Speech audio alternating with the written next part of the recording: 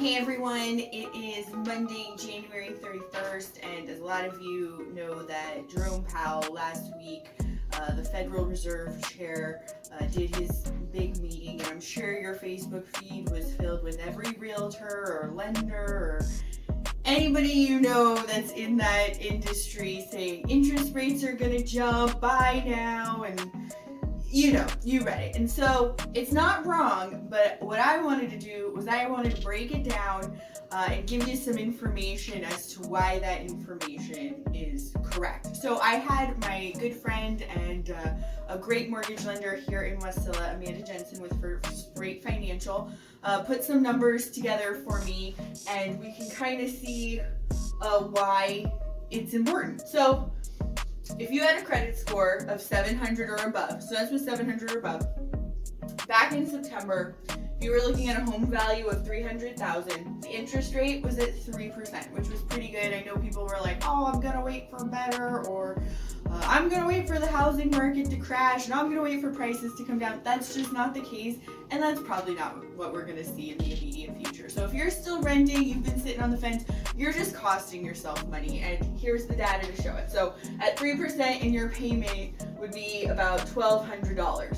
So now here in January at $300,000, and if you got cars and other debts and you like snow machines, it's quite possible that your debt to income ratio has changed too now because the interest rate going up. So you may have lost $30,000 in buying power. So now you can qualify for $270.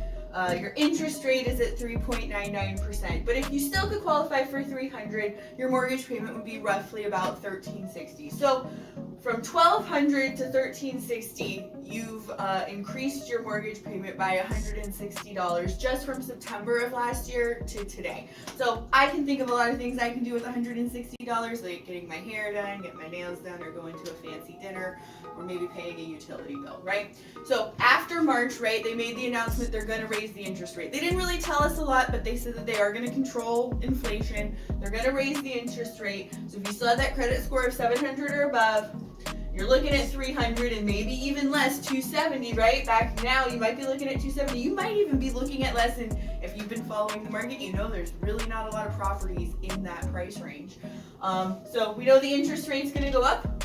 We don't know to what. And so we don't know what that would make your payment. So if you've been sitting on the fence and you're waiting from September to now, you potentially could have cost yourself $30,000 in buying power, $160 in mortgage payment, and I didn't do the amortization. If you're really curious what that would look like over a 30-year loan, obviously you're going to be spending a lot more money. So if you're into saving money and you're waiting for the market to crash, you've really just cost yourself money, and now might be a good time to jump in, buy a property, and stop paying somebody else's mortgage if you're renting. We do note, historically price values have gone up. If you looked at the market 5-6 years ago, you wouldn't even believe what homes are selling for today. I do agree with that.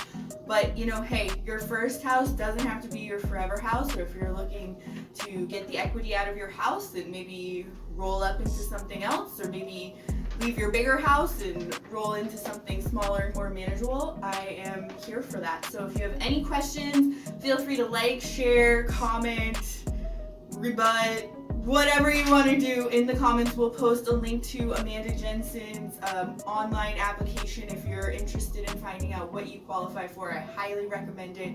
That's a great place to start, and it's free and you don't have to do anything with it, but at least it'll give you a good knowledge of what you can maybe qualify for. It's going to be another big year. I don't think anything's going to crash. I see you all driving big trucks, buying big houses, and all that other stuff. So if you're just sitting on the sidelines, these numbers indicate it's a good time to jump in.